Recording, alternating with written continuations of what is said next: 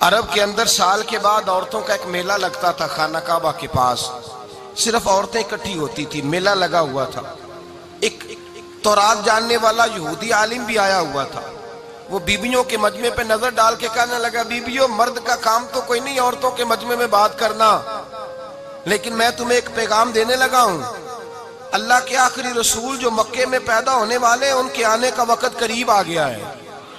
وہ be be بڑی خوش نصیب ہوگی جنہیں ان کی رفاقت ملے گی۔ عورتوں نے جب دیکھا کہ مرد آ گیا عورتوں کے میلے میں تو انہوں نے ڈانٹا جھڑکا، کہا چل اٹھا اپنی کتابیں اور نکل جا۔ حضرت خدیجہ کہتی ہیں باقیوں نے ڈانٹا پر میں نے بات پلے سے باندھ لی، میں نے پلے سے باندھ لی اور میں انتظار کرنے لگی کہ اللہ کرے وہ نصیب میرے ہی ہو، اللہ کرے مقدر میرا ہی کھلے۔ آپ فرماتی میں تسبیح پڑھتی، درود پڑھتی، میں اس زمانے میں جو اللہ کا ذکر جس طرح ہوتا تھا وہ میں شروع کرتی، اور جب فارغ ہوتی تو میں التجا کرتی کہ اللہ میرے نصیبے کھول دے۔ کہتی ہیں آہستہ آہستہ آہستہ آہستہ میں حضور کی تعریف سننے لگی، آہستہ آہستہ تعریف سننے لگی۔ نبی پاک صادق ہیں، امین ہیں، سچے ہیں، دیانتدار ہیں، اس برے اور میلے معاشرے میں بھی وہ سب سے اعلیٰ بھی ہیں اور سب سے اجلے بھی ہیں، وہ سب سے پاکیزہ ہیں۔ میں سننے لگی تعارف، آہستہ آہستہ میں ان کی گرویدہ ہونے لگی۔ ادھر نبی پاک صلی اللہ علیہ وسلم اپنے چچا جناب ابو طالب کے پاس رہتے تھے، قحط آ گیا، حالات بگڑ گئے۔ حضور سید عالم صلی اللہ تعالی علیہ وسلم سے چچا کہنے لگے بیٹے اگر مال تجارت لے کے شام جاؤ تو بڑا نفع کماؤ گے، ہمیں ضرورت بھی ہے، اور اگر ہو سکے تو ختیجہ کا مال لے کے جاؤ۔ نبی پاک نے کہا چچا میں نہیں کہوں گا کسی سے جا کے، میں نہیں کہتا کسی سے جا کے، جو میرے نصیب میں ہوگا میرا رب خود عطا فرمائے گا، میں نہیں کہوں گا۔ مصطفیٰ نے تو نہیں کہا۔ حضرت خدیجہ رضی اللہ تعالیٰ عنہ کہتی ہیں میں نے خود اپنی خادمہ کو بھیجا، میں نے کہا جا کے پوچھو تو صحیح کہ میرا مال قبول ہوتا بھی ہے کہ نہیں، پوچھو۔ نبی پاک صلی اللہ علیہ وسلم سے پوچھا، حضرت خدیجہ کی خواہش ہے کہ آپ مال لے کے جائیں، حضور نے قبول کر لیا۔ جناب خدیجہ الکبریٰ رضی اللہ تعالیٰ عنہ کے غلام تھے، میسرہ ان کا نام تھا، جناب خدیجہ نے ان کو ساتھ بھیجا۔ فرمایا تین باتیں ارشاد فرمائی، ایک تو فرمایا سارا رستہ غور سے دیکھنا میرے نبی کے ساتھ کیا معاملات درپیش ہوتے ہیں، ابھی اعلان نبوت نہیں کیا، فرمایا ذرا غور کرنا، میرے مصطفیٰ کا مطالعہ کرنا اور مجھے واپس آ کے سبق سنانا، وہ جو تم نے چہرہ بددعا کی تلاوت کی ہو ذرا مجھے واپس آ کے سنانا۔ جنہاں نے دل پر جانی ڈٹھا ہو وکھیاں ہی تک لیاں، تو ملے ہوں تے ساجن ملیا ہوں ناساں لگ پئیاں، ذرا جا کے نا تلاوت کرنا اور مجھے دکھ۔ اور دوسرا فرمایا تم میرے غلام ہو تو مصطفیٰ کے بھی غلام بن کے رہنا، میں سنتی ہوں کہ کردار کے، افکار کے، نظریات کے، عظمت کے بلند و بالا، وہ جیسے کہیں ویسے کرنا۔ اور تیسری حضرت خدیجہ نے نصیحت فرمائی، فرمایا محمد ابن عبداللہ صلی اللہ علیہ وسلم کی رائے سے اختلاف نہ کرنا، یہ چلتے ہوئے معاہدہ کیا، جو وہ کہہ دے سو کر جانا۔ غلام کہتے ہیں میں ساتھ گیا، باتیں میں نے سن لی، لیکن جب سفر شروع ہوا نا ابھی چند منزلیں طے ہوئی تھی، میں نے کہا خدیجہ آپ نے کیا نصیحت کرنی تھی، ان کے ساتھ جو رہے گا وہ ان کا غلام ہی بن جائے گا، ان کے ساتھ جو رہے گا تو اجے میرا محبوب نہیں ڈٹھا جن ویکھ کے چن شرماوے، جے رکھے ہاتھ پھلاں وچ ہاتھ نال پھلا رل جاوے، تے ادھی راتی چن چڑھ جاندے جدوں جلوہ فرماوے۔ فرمایا جو بھی ساتھ رہتا غلام ہو جاتا۔ میسرہ کہتے میں گیا، تجارت شروع ہوئی، کہتے ہیں نبی پاک صلی اللہ علیہ وسلم جب منڈی میں پہنچے تو لوگ قسمیں اٹھا اٹھا کے مال بیچ رہے تھے۔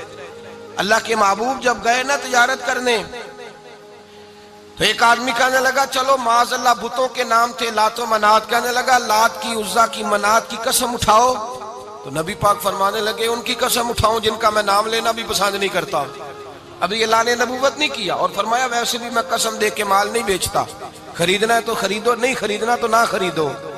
کہتے ہیں لوگ قسمیں اٹھا اٹھا کے پیچھے جاتے تھے، پر میرے نبی جس سے رخ پھیرتے تھے وہ نبی پاک کے پیچھے ہو جاتا تھا۔ ماتے کئی گنا زیادہ نفع کمایا۔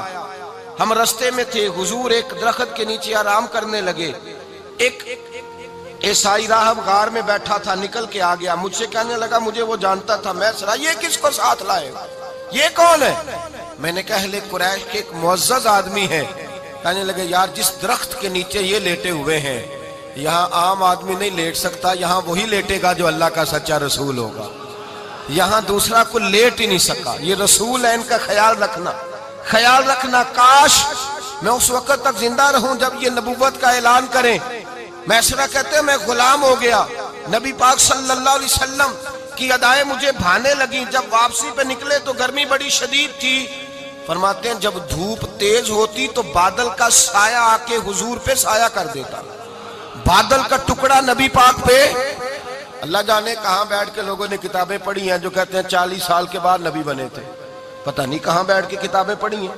ہم نے تو جو سیرت پڑھی ہے وہ بتاتی ہے کہ تیری حیات پاک کا ہر لمحہ پیغمبر لگے، ہر لمحہ پیغمبر لگے. یہاں تو وہ لوگ جو کئی سال پہلے 20 اور 25 سال پہلے حضور سید عالم صلی اللہ علیہ وسلم کی رفاقت میں رہے وہ اعلان کر لوگ پتہ نہیں کہاں بیٹھ کے کتابیں پڑھتے ہیں، کہاں بیٹھ کے. میرے نبی پاک سے صحابہ نے پوچھا حضور آپ کب نبی تھے؟ فرمایا ابھی آدم کی مٹی گوندی جا رہی تھی، ابھی آدم کی مٹی گوندی جا رہی تھی، میں تب بھی اللہ کا رسول تھا. میرے بھائی نبی رحمت سید عالم صلی اللہ علیہ وسلم کے غلام حضرت ختیجہ کے غلام کہتے ہیں واپس آیا. اور پہلے بھی کئی دفعہ حضرت ختیجہ کا مال گیا تھا، بڑے نفع آئے تھے، پر جو نفع اس سال آیا وہ پہلے کبھی نہیں آیا تھا. کہتے ہیں مجھ سے حضرت ختیجہ کی سہیلی بھی بیٹھی تھی، میں بھی آ گیا. اور جناب ختیجہ کی سہیلی کہنے لگی چل مال کے بارے میں کچھ بتا، کتنا بکا؟ میں نے کہا مال چھوڑو، مصطفیٰ کی سنو. اور پھر کہتی چلو ٹھیک ہے، بادل سایہ کرتا تھا، چلو ٹھیک ہے. تم سے راہب نے پوچھا تھا یہ صحیح ہے، انہوں نے تیری سارے رستے بڑی خدمت کی، تیرا بڑا خیال رکھا، پر یہ بھی بتا تجارت کیسے ہوئی؟ تو میسرہ کہنے لگا زندگی میں نے بھی ساری گزار دی ہے، پر اس رسول کے ساتھ 4 دن ہی گزارے ہیں. حد ہو گئی مجھ سے، اور کچھ نہ پوچھو، اور کچھ نہ پوچھو. آ میرے دل آمنہ کے لال کی باتیں کریں، اور کچھ نہ پوچھو، بس ذکر ان کا چھیڑیے ہر بات پر، اور چھیڑنا شیطان کا عادت کیجئے. بس مجھے حضور کے تذکرے بیان کرنے ہیں، ذکر مصطفیٰ کرنا ہے. حضرت ختیجہ الکبریٰ بڑی متاثر ہوئی. کہتی ہیں مجھے درجنوں لوگوں نے پیغام نکاح دیا تھا پر میں نے سنی نہیں تھی. میں نے نفیسہ کے ہاتھ پیغام بھیجا. میں نے کہا میری عمر 40 سال ہے، ان کی 25 سال ہے، اور میرا احوال اور طرح کا ہے. وہ شہنشاہ ہے، جا کے پوچھو تو صحیح، بھلا میں قبول ہوتی ہوں؟ پوچھو. نفیسہ کہتی ہیں میں آئی تو وہ خاتون جن کے لیے لوگ بڑے بڑے قریش پیغام دیتے تھے، پیغام لے کے آئی. تو رسول پاک نے عجیب رنگ بیان کیا اپنی سیرت کا. جب میں پہنچی میں نے کہا ختیجہ نکاح کرنا چاہتی ہیں؟ نفیسہ کہتی ہے میرا خیال تھا کہ کوئی اور ہوتا تو کرسی سے اٹھ کھڑا ہوگا، فوراً کہے گا اچھا جلدی کرو بات کرو. جب میں نے آ کے کہا نا حضور ختیجہ نکاح کرنا چاہتی ہے، تو نبی پاک نے میری طرف دیکھا، فرمایا وہ کہتی ہے کہ تم کہتی ہو؟ کہا وہ کہتی ہیں. تو حضور نے فرمایا ٹھہر جاؤ، میں اپنے چچا سے پوچھ کے بتاؤں گا، میں مشورہ کروں گا، میں پوچھ کے بتاؤں گا.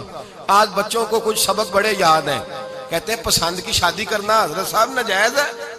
پسند کی شادی کرنا کوئی ناجائز ہے؟ اور میں نے کہا بھائی صرف ایک ہی جائز چیز رہ گئی اور کوئی شے جائز نہیں.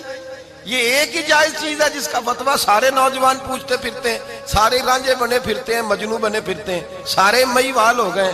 اللہ پاک کو ہدایت کی توفیق عطا فرمائے. سارے اس بری لت کا شکار ہو گئے.